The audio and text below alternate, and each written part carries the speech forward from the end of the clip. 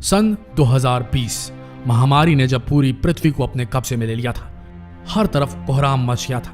हर कोई यही कह रहा था कि अब अंतिम वक्त आ गया है, अब प्रलय आने वाली है, अब कयामत आ चुकी है। लेकिन हुआ क्या? किसी तरीके से ये मानव समाज अपने आप को वापस अपने पैरों पर खड़ा करने में कामयाब हो गया। हमने जंग तो जीत ली इस महामारी के खिलाफ, लेकिन क्या हम क्लाइमेट चेंज को धीमा कर पाएंगे? क्योंकि क्लाइमेट चेंज से युद्ध महामारी से भी बड़ा होने वाला है, और इसके लिए जागरूकता भी कम होने की वजह से इस लड़ाई में शामिल होने वाले योद्धा कम है। आपको पिछले साल लगी कैलिफोर्निया की जंगलों में वो आग याद है?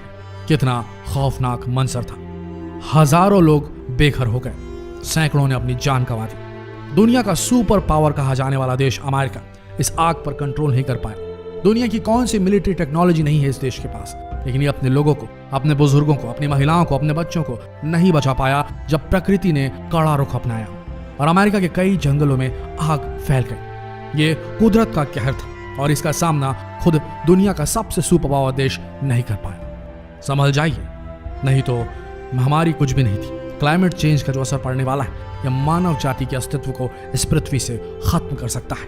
पृथ्वी के ध्रुवों पर पड़ी बर्फ हजारों सालों से पिघल रही है, आग के लपटों में भस्म हो रहे हैं। समुद्र का बढ़ता हुआ जलस्तर आने वाले सालों में कई बड़े शहरों को निगल जाएगा। कहीं सूखा तो कहीं आए दिन बाढ़ और तूफान आएंगी। हालात बद से बदतर होते जाएंगे और करोड़ों जिंदगियां दांव पर लग जाएंगी। हो सकता है आज आप पर जलवायु परिवर्तन का सीधा असर नहीं पड़ रहा हो, लेकिन जिस ओर पूरी दुनिया जा रही है, जल्द ही उसका असर हम भारत के लोगों पर भी पड़ने वाला है और आप भी बहुत जल्द उसकी चपेट में आ सकते हैं। दरअसल ये समस्या इतनी गंभीर है कि अब पृथ्वी के अस्तित्व पर ही सवाल उठने लगे। लेकिन ऐसी नौबत आई ही क्यों? जलवायु परिवर्तन आखिर है क्या?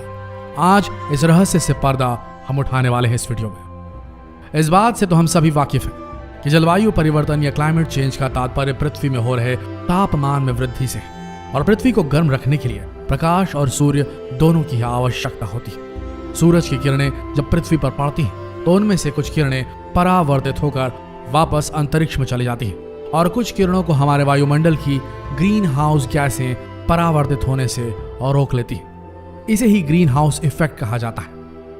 वायुमंडल को आप पृथ्वी के चारों ओर गैसों का एक कवच या चेंबर कह सकते हैं। सूरज की इस गर्मी को वायुमंडल में मौजूद ग्रीन हाउस गैसेस परावर्तित होने से रोक लेती हैं। उसी से पृथ्वी पर जीवन संभव हो पाता है, वरना बेहद ठंड के कारण पृथ्वी पर न सिर्फ इंसानों का रहना मुश्किल हो जाएगा, बल्कि खेती भी आसान नहीं होगी और फिर दुनिया की आबादी का पेट भरना मुश्किल हो जाएगा। कहने का मतलब यह है कि जिन ग्रीन हाउस गैसों को तापमान बढ़ाने के लिए जिम्मेदार माना जाता है, वो तो बेहद जरूरी है ही, लेकिन तभी तक जब तक उनकी मात्रा हमारे पर्यावरण में संतुलित हो।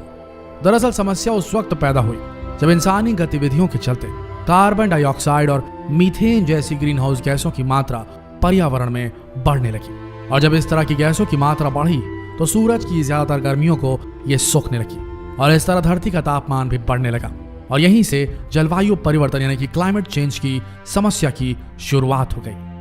पृथ्वी का तापमान बढ़ाने के लिए 5 प्रकार की गैसें ही जिम्मेदार हैं, जिनका नाम है carbon dioxide, methane, ozone, nitrogen dioxide और क्लोरोफ्लोरोकार्बन। इनमें से सबसे खतरनाक कार्बन डाइऑक्साइड ही है, जो लंबे समय तक पर्यावरण में रहती है।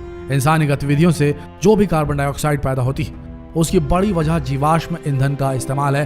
फॉसिल फ्यूल्स यानी कि कोयला, डीजल, पेट्रोल और जमीन से निकलने वाली गैसों का इस्तेमाल है। इनका इस्तेमाल सन 1750 में शुरू हुआ, जब औद्योगिक क्रांति की शुरुआत हुई। तब से अब तक हमारे पर्यावरण में कार्बन डाइऑक्साइड की मात्रा 30% तक बढ़ गई है। इसका मतलब है कि जितना कार्बन डाइऑक्साइड इस वक्त हमारे पर्यावरण में मौजूद है, उतना पृथ्वी के 8 लाख साल के इतिहास में कभी नहीं रहा। क्या ये खतरे की घंटी नहीं है दोस्तों? और इसका ताजा उदाहरण हमारे देश की राजधानी दिल्ली है, जहां अधिकतर ठंड के दिनों में कार्बन डाइऑक्साइड का स्तर इतना अधिक बढ़ जाता है कि आम लोगों का सांस लेना तक दुभर हो जाता है। एक शोध के मुताबिक ठंड के समय दिल्ली के हर एक व्यक्ति के शरीर में इतना ज्यादा नुकसान होता है जितना कि एक चेन स्मोकर के एक दिन में 40 सिगरेट पीने पर होता है।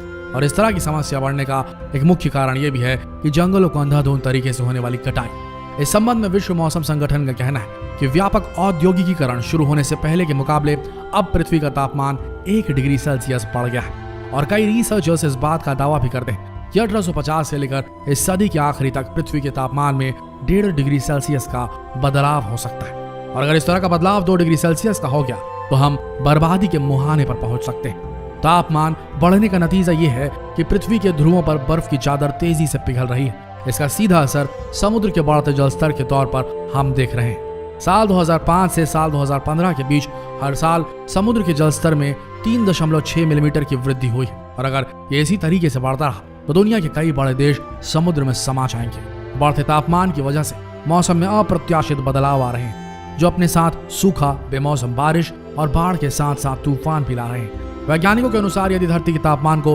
1.5 डिग्री सेल्सियस के तापमान पर रोक दिया जाए तो ये सभी के लिए अच्छा होगा।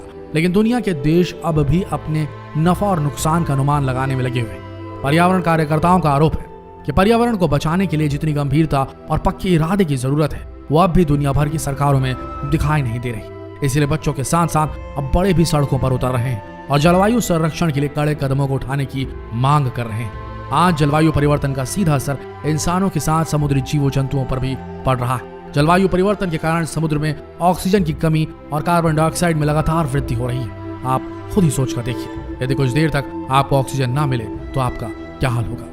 तो फिर उन जीवों का सोचिए जिनके क्लाइमेट में, जिनके एनवायरनमेंट में ऑक्सीजन की लगातार कमी हो रही है। एक रिसर्च के मुताबिक पिछले 5 दशकों में समुद्र में ऑक्सीजन की मात्रा में लगभग 2% तक की कमी देखी गई है। और ऑक्सीजन कम होने के कारण समुद्र और भी ज्यादा गर्म होते जा रहे हैं, जिसकी वजह से बेसमय ही समुद्री जीवों की मौत होती जा रही है। UNHCR की एक रिपोर्ट के अनुसार क्लाइमेट चेंज पर यदि अभी भी पूरी तरीके से ध्यान नहीं दिया गया तो वो दिन दूर नहीं जब मालदीव, किरिबाती जैसे आइलैंड पूरी तरीके से समुद्र में डूब जाएंगे और इनका दुनिया के नक्शे से नामो निशान तक मिट जाएगा।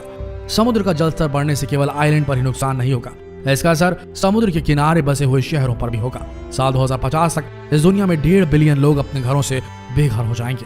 जलवायु परिवर्तन का सबसे ज्यादा बुरा असर भारत के मुंबई शहर पर पड़ेगा। आपने अक्सर मुंबई को मॉनसून में डूबने की बात तो सुनी ही होगी, पर आपने कभी इस बात पर गौर किया कि इस तरह की घटनाएं मुंबई में इतनी ज्यादा होती क्यों है? इसका साक्षात उदाहरण बढ़ता हुआ समुद्र का जलस्तर है और ये अब रुकने वाला नहीं है। अब वो दिन दूर नहीं जब पूरी मुंबई पानी के अंदर समा जाएगी। पर्यावरण वैज्ञानिकों के अनुसार ग्लोबल वार्मिंग का सबसे ज्यादा नुकसान भारत के गुजरात, राजस्थान, महाराष्ट्र, कर्नाटका, केरल, तमिलनाडु, उड़ीसा, वेस्ट बंगाल को पड़ेगा। भारत के पड़ोसी मुल्क म्यांमार, बांग्लादेश का तो पूरे नक्शे से ही नामो निशान मिट सकता है। दोस्तों, सवाल ये उठता है कि आखिर हम क्या कर सकते हैं? और यहाँ हम आपको बता दें, इस जलवायु परिवर्तन को रोकने के लिए हम भी बहुत कुछ कर सकते हैं, जैसे कि कार की बजाय साइकिल से चले, विमान की बजाय ट्रेन से चले, नई नई वस्तुओं को खरीदने से बचे, पुरानी चीजों को फेंकने से बचिए, खराब हो जाए तो ठीक कराइए, इस्तेमाल कीजिए, अधिक से अधिक पेड़ लगाइए और हो सके तो अपनी सब्जी भी खुद उगाने का प्रयास कीजिए और अपने घर के बिजली पंखों का बेवजह इस्तेमाल मत कीजिए। बस इतना कीजिए। जितना हो सके इस वीडियो को शेयर कीजिए फेसबुक पर, व्हाट्सएप पर और यूट्यूब पर। मिलते हैं अगले वीडियो में, तब तक के लिए इस वीडियो के अंत तक बने रहने के लिए आप सबका धन्यवाद।